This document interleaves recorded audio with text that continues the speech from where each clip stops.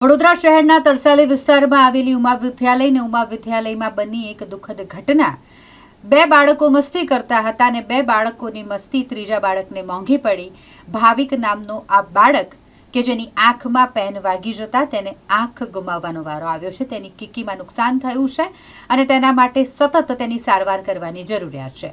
શાળા તરફથી કોઈપણ પ્રકારની મદદ નથી મળતી તેવા પરિવારના આક્ષેપ છે। શાળામાં જ જ્યારે આ ઘટના ઘટી હોય તો શાળા પરિવારને મદદ કરે। આ ભાવિક નામનો વિદ્યાર્થી કે જેને આંખમાં પેન વાગી ગઈ અને તેના આંખમાં નુકસાન થયું છે, તે આંખે જોઈ નથી શકતો, તેની કીકીમાં નુકસાન થયું છે, સર્જરી કરવાની જરૂરિયાત છે અને આર્થિક રીતે ભાવિકના પિતા સદ્ધર ન હોય, તેમને આર્થિક રીતે મદદની પણ જરૂરિયાત છે, પરંતુ શાળા તરફથી કોઈપણ પ્રકારની મદદ ન મળતી હોવાના આક્ષેપ પરિવારે કર્યા છે। તરસાલીમાં આવેલી ઉમા વિદ્યાલય 3.5 મહિના અગાઉની આ ઘટના કે નિર્દોષ વિદ્યાર્થી આ ઘટના અંતર્ગત આંખ ગુમાવી પડી। શ્રી કેશવ ગોવર્ધન કેળવણી સંકુલમાં આવેલી ઉમા વિદ્યાલય, જેમાં અભ્યાસ કરતો ભાવિક વણકર જેને અન્ય વિદ્યાર્થીએ પેન ફેંકતા આંખના ભાગે ઈજા થઈ। ધોરણ 6માં અભ્યાસ કરતા બે વિદ્યાર્થીઓ ઈશાન અને હેત મસ્તી કરી રહ્યા હતા, જે પૈકી ઈશાને પેન છૂટી મારી હેતને, અને આ પેન હેતને ન વાગી પરંતુ વાગી અન્ય વિદ્યાર્થી ભાવિકની ડાબી આંખમાં। ભાવિકની ડાબી આંખમાં આ પેન વાગતા જ પરિવારને 2 કલાક બાદ શાળા તરફથી જાણ કરવામાં આવી। જેવી જ ભાવિકના આંખમાં પેન વાગી એટલે ભાવિકની આંખ ધોવડાવી શાળા તરફથી તેને 1 કલાક સુવડાવી દેવામાં આવ્યો, જે પછી તેને ચોપડી વાંચવા માટે આપી અને તેને વાંચવામાં તકલીફ પડી એટલે સ્કૂલ પ્રશાસને વાલીને જાણ કરી। આંખમાં ગંભીર ઈજા બાદ આંખની વડોદરા અને અમદાવાદ સિવિલ હોસ્પિટલમાં 3 વખત સર્જરી તેઓએ કરાવી છે। બનાવ બન્યો હતો સ્કૂલમાં, છતાં પણ યોગ્ય સહાય કે સારવારનો ખર્ચ નહીં મળતા પેરેન્ટ્સ સ્કૂલમાં પહોંચ્યા હતા। ગરીબ પરિવાર માટે આ દુઃખની ઘટના છે। ઈજાગ્રસ્ત ભાવિકના પિતા ડાહ્યાભાઈ પગ રિક્ષા ચલાવી પરિવારનું ગુજરાન ચલાવે છે। તેમના પરિવારનું એકમાત્ર સંતાન છે આ ભાવિક। ઘટના 13 માર્ચની છે, પરંતુ શાળા સંચાલકો દ્વારા કોઈ જ જવાબદારી નથી લેવામાં આવી। પરિવાર દ્વારા એક રજૂઆત કરવામાં આવી છે અને યોગ્ય સહાય તેમને ચૂકવવામાં આવે તેવી માંગ કરવામાં આવી છે। કેટલા સમય પહેલાનો બનાવ છે? 4 મહિના થયા આ વસ્તુને। હવે બાળકની આંખો બંને તો જતી રહેશે એવું અમે તો વિચારીએ, કારણ કે એનું કોઈ ઓપ્શન જ નહીં મળ્યું અમને। હવે છોકરાને કઈ રીતે અમારી જે યથાશક્તિ પ્રમાણે અમે સારવાર તો કરાવી, મારા દીકરાની આંખો ગુમાવી નાખી। હવે આ પ્રોબ્લેમ તો સ્કૂલનો છે, અમારો કોઈ પ્રોબ્લેમ અમારાથી કોઈ અમારા બહાર નથી બન્યું કે કંઈ કોઈ જગ્યાએ નથી બન્યું, અને સ્કૂલ તો એવું બન્યું છે, સ્કૂલવાળાએ હાથ અધ્ધર કરી નાખ્યા છે। હવે અમારે તો અમારા બાળકને આંખો મળે અને અમારા બાળકને જીવન મળે એવી અમારી માંગ છે, કારણ કે અત્યારથી અમારું બાળક જીવન ગુમાવી નાખે, કાલે એનો પરિવાર કેવી રીતે થશે? ડૉક્ટરે એવું કીધું ઘા ઊંડો પડેલો છે, આંખમાં ટાંકા લીધેલા છે કીકીમાં, એટલે એ કીકીના ટાંકા તો તમારે લાઈફ ટાઈમ રહેશે જ, એ તો એનાથી કોઈ એ થતું નહીં કે કોઈ પણ ઘા પડતો હોય આપણા શરીર પર એટલે એ ઘા કેવો દેખાય છે એવી રીતે કાયમ માટે દેખાશે। ઝાંખું ને એક આંખ તો ગઈ જ છે, બીજી આંખે ઝાંખું દેખાય છે। એ આંખમાં જે ઘા પડ્યો છે એના કારણે બીજી આંખમાં ઝાંખું દેખાય છે।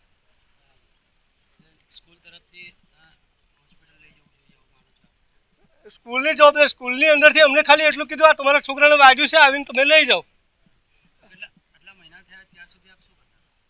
અત્યારે પહેલાં અમને ડૉક્ટરને તપાસ કરાવીને તો ડૉક્ટરે કીધું સાહેબ આ તો કે પોલીસ કેસ છે તમારા છોકરાનો, પોલીસ કેસ કરીને મેં કહ્યું સાહેબ પોલીસ કેસ કરવા જઈશ તો મારા 2-3 કલાક નીકળી જશે અને મારા છોકરાની આંખ બગડી જશે, એટલે મેં કહ્યું સાહેબ અત્યારે નહીં કરું, મારે કરીશ તો હું પછી કરીશ, કીધું જે કંઈ કરવું છે।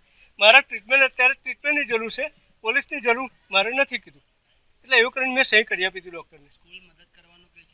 સ્કૂલ તો હાથ અધ્ધર કરીને જ ઊભી રહી છે, સ્કૂલ અત્યારે કોઈ મદદ કરવાની વાત નથી કરતી, અને સ્કૂલ તો એમ જ કહે છે અમારી કોઈ જવાબદારી બનતી નથી એમાં। દયાભાઈ ઝવેરભાઈ વણકર। હા, હું ફાધર છું।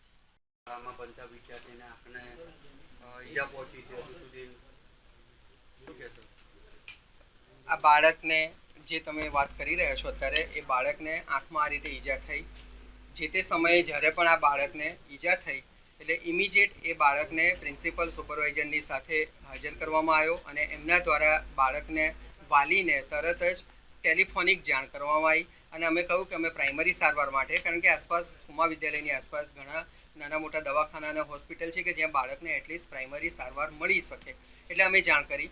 વાલીએ ફોન પર, કારણ કે એક સિમ્પલ વસ્તુ છે કે કોઈ પણ બાળકને અમે એના વાલીની જાણ કર્યા વગર કે વાલીના કન્સેન્ટ વગર દવાખાને ના લઈ જઈ શકીએ। મારે ત્યાં બાળકને ચલો આ બાળકને કમ્પેરેટિવલી બીજા બાળક કરતાં વધારે વાગેલું છે, હું એવું માનીને ચાલું.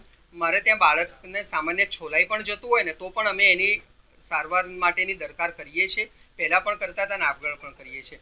બીજા નંબરની વસ્તુ, ગ્રુપ ઇન્સ્યોરન્સ અમે દરેક બાળકનો કેજીથી લઈને 12મા સુધી દરેક બાળકનો અમે લઈએ છીએ. અને આ ઇન્સ્યોરન્સની અંદર બહુ સ્પષ્ટ વસ્તુ છે કે એને શાળા દરમિયાન કે કંઈ પણ એવી વસ્તુ થાય, અમે લેસ દેન 24 અવરમાં ઇન્સ્યોરન્સ કંપનીને જાણ કરવાની હોય. અમે ટેલિફોનિક એ જાણ પણ કરી અમારી જે તે એજન્સીને, અને એજન્સીવાળાએ કહ્યું કે આની જે પણ આગળ પ્રોસિજર છે પ્રોસિજર બાબતે પણ અમે તમને જાણ કરીશું. અને એમણે એ વસ્તુની જાણ કરી એટલે ઇમિડિયેટ એ બાબતને લઈને જે ઈમેલથી મારે જે પણ કોરસ્પોન્ડિંગ કરવાનું હતું એ બધી વસ્તુ જે તે સમયે થઈ ગયેલી છે.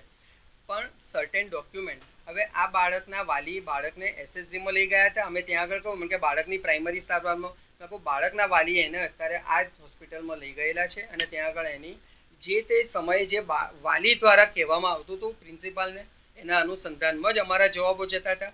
કારણ કે મારી પાસે આ વાલીને હું દરેક વખતે વાલીના કહેવા પ્રમાણે એમને મળવા નથી દીધા. તો બહુ હું સ્પષ્ટ વસ્તુ એમાં ક્યાંક મિસકોમ્યુનિકેશન કદાચ થયેલું છે. બાકી મને મળવા માટે મારા કોઈ પણ વાલીને આજ સુધી ક્યારેય ડિનાય કરવામાં આવેલું નથી. હા, ચોક્કસ એમનો એકેડેમિક પ્રશ્ન હોય અને એ બાબતને લઈને એ પ્રિન્સિપલ પાસે મળીને આવ્યા હોય અને ત્યાં સમાધાન ના થયું હોય તો ચોક્કસ અહીંયા એનું સમાધાન થાય છે. બરાબર, યોગ્ય એ વસ્તુમાં પગલાં ઇમિડિયેટ લેવામાં આવે છે. મારું કામ જ અહીંયા આ છે.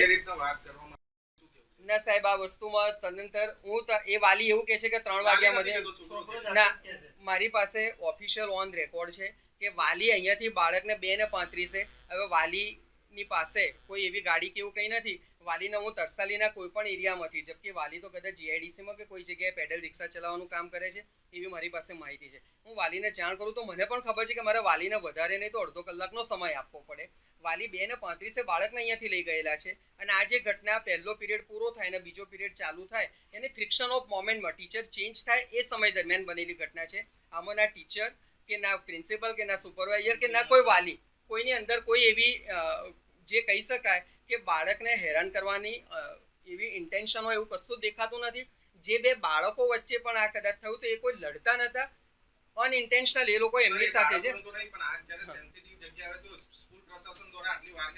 ના, સ્કૂલ પ્રશાસન દ્વારા, જો હજી બી હું તમને કહું છું, સ્કૂલ પ્રશાસન દ્વારા કોઈ પણ પ્રકારની વાર નથી લગાડવાની. પણ યસ, અમારા તરફથી ઇમિડિયેટ મારી પાસે આ બધા ઓથેન્ટિક ડોક્યુમેન્ટ છે, ઇન્સ્યોરન્સ કંપની સાથે મેલ કરેલા ને તમારે એ વસ્તુ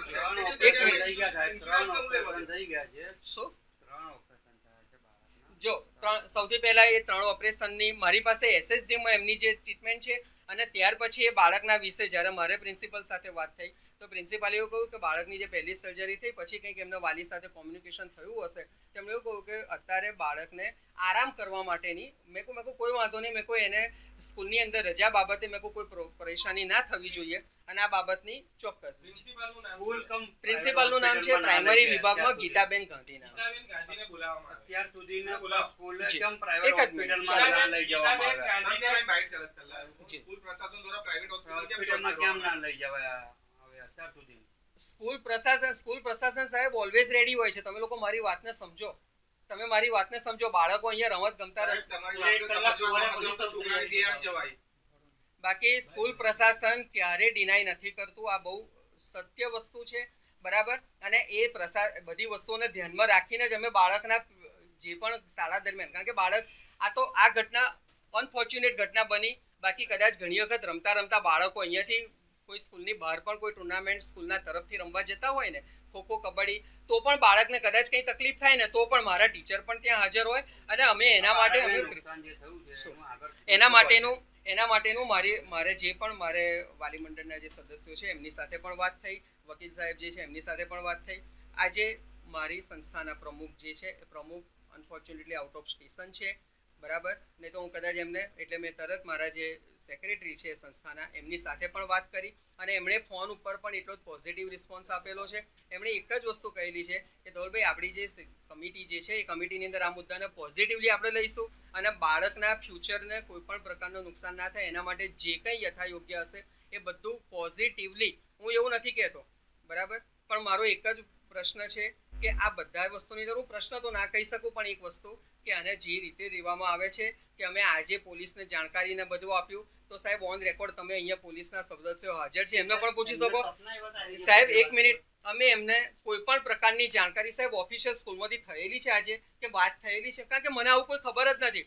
મને મારા રિસેપ્શન ઉપર અને મારા સિક્યુરિટી ઉપર મને કહે સાહેબ કે પોલીસવાળા આવેલા છે, આજે મિટિંગ છે. એટલે મેં પહેલો પ્રશ્ન કહું, મેં કહું મિટિંગ આજે એવી કોઈ મિટિંગ નથી કે જેમાં પોલીસને હાજર રહેવું પડે, એવી કોઈ મિટિંગ નથી. ધવલ ભટ્ટ નામ છે અને હું આ સંસ્થામાં એડમિનિસ્ટ્રેટર તરીકે છું.